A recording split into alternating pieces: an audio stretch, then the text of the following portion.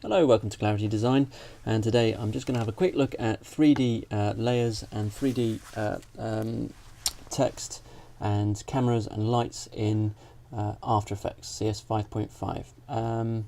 So first of all, you want to set up your view so you can see the different viewports, so you get a better idea of how the three dimensions are working together, and it helps you guide the layers to the positions that you need them in. So first thing here is this one view select here. You want to change that to 4 views. This gives you a basic orthographic view.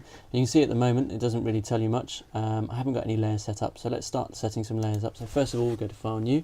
Sorry, right click on the area there and go to New, and let's put a text layer in. We'll be imaginative and call it text.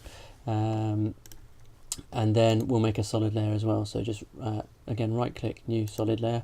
And we'll make that a different colour so that we can see our text, something nice and garish. Good, excellent. So I've got my text, just drag that on top, and my solid layer underneath it. Okay, so at the moment they are both just flat layers, which means there is no z-axis. So if I go and have a look on one here, you can see there's 2 axes. This is x and y, but no z-axis on the end. As soon as I click and make it 3-dimensional, a couple of things will happen. You'll see the viewport change up here, and you'll see z-axis appear here, including 2 axis appear for the rotation. So let's just have a quick look at what happens there. So there you go. So now I've got a front view which remains pretty much the same. I've got a top view which indicates the plane here, and here for the right view. If you can't see these words, by the way, if you look down here, whichever active camera you've got, it will show you which camera that is that's being displayed or is active at the present. Okay, so over here I've got X, Y, and now I've got Z, meaning that I can move it around. So let's take this solid layer and just demonstrate why this Z position is important. So I'm going to just keyframe that position where it is, and I can interact with it here, or I can interact with it by clicking, left clicking and sliding here. So I can increase or decrease what's happening there. Let me just get rid of that extra text there, I didn't mean to generate. So I can start increasing and decreasing that position. Go to the move tool, otherwise I'll be in the wrong place. So I can pull that forward, there we go, or I can move it back. And obviously if you switch on the 3D layer there, then that will start having an effect on the text here as well. So you can see it moving forward and behind the text layer. So you've got to remember to switch that on. I just forgot, but if you remember to switch that on there, then it will behave going before and behind. So everything that you want to behave with 3 dimensions has to have that 3D layer on there. Okay, so switch it on. So there we can see that now I've got that. So let's just let's leave that moved right the way forward in the scene, and then I'm going to move it away for 2 seconds. I'm going to go to 2-second time, and then I'm going to move that position right the way back. Instead of, you see, I can zoom out here, I can move it right back here. But obviously when it starts moving out the viewport, it's a bit of a nuisance to then continue moving it. So what I can do is I can continue to move it here by typing a much larger value in there. So I can actually type 4000 in. You see that starts to disappear into the distance. So we've got a nice drop back with that. If there was textures on it, you'd get a better idea of the motion and what was happening there. So in a similar way, I can just minimize that down. And I'm not aiming for anything particular, I'm just showing you some skills, just going through a couple of things. So I'll just repeat that skill just one more time. So we can just go into the transform tools, and again I've already made it 3D because obviously otherwise we wouldn't have seen the effect of the text there disappearing behind, because it was effectively flat. So here I can do the position again, so I can play around with the position. I could rotate it as well. So I've got an X, Y and Z orientation. So I've got Y going up the scene. So if I do a Y orientation rotation, if I do that by 180, that should go from backwards to forwards. So if I just keyframe that at the current position, which is the end of the animation, so the end of the zoom back, and then I move it back to the beginning and I put that back to 0, that'd be the beginning. So it starts the right way around, finishes the wrong way around. And very quickly it'll come into view, and it should be rotating over to the other side as I get to the end of that rotation. So at the same time as that's happening, we could actually move it forward at the same time, or we could put it onto different angles down here.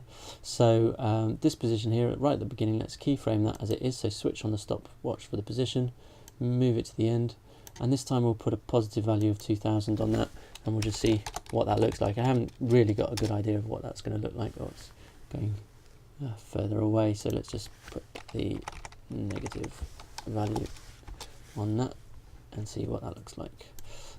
So that's either disappearing. There we go. So that's zooming forward out of view. So it's getting, it's not a bad effect actually for a first little play. Just zooming out, nice little transition, things happening there. So that's all right. So what else can I show you to do with 3D very quickly without actually going into any depth of how to generate really good looking stuff? Let's just have a quick look at adding a camera.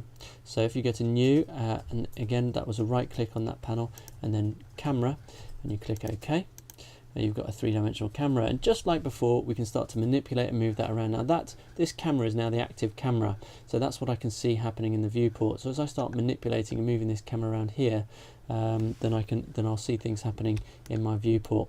I can interact with the camera by moving it around here, by picking it up and interactively moving it, but it's not always the most accurate way of doing things, and it can be a little bit frustrating at times if you are having difficulty, here, having to move that forward. Actually I can't see where that goes. Now at this point in time you might want to take it so that you're actually back onto one view and you're just using the top camera for a minute so that you can see what's going on.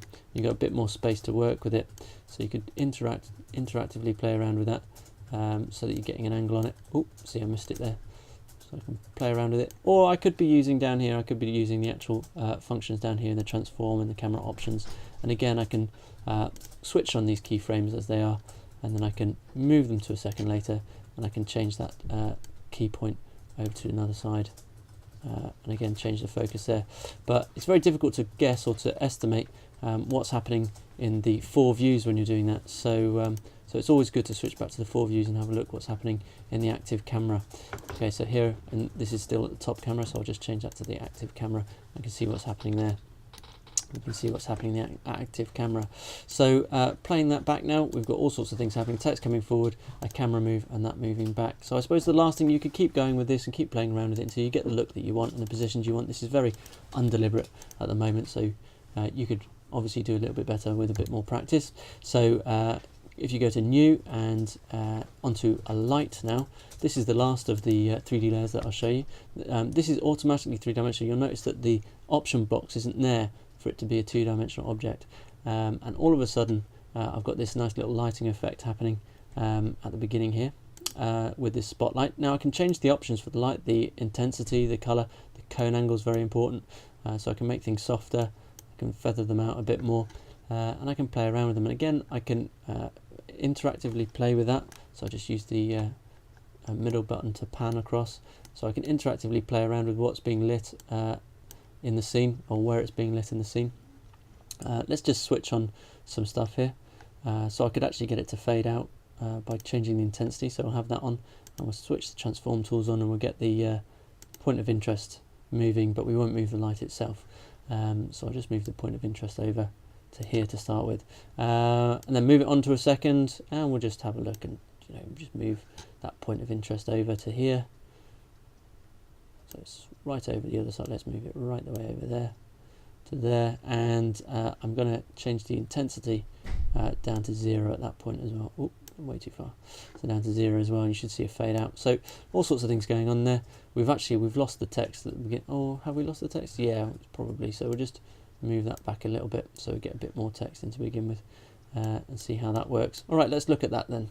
So click play, and there we go, a nice little fade out. So a bit of an odd transition, but there you go. That's the power of lights and the power of 3 dimensions.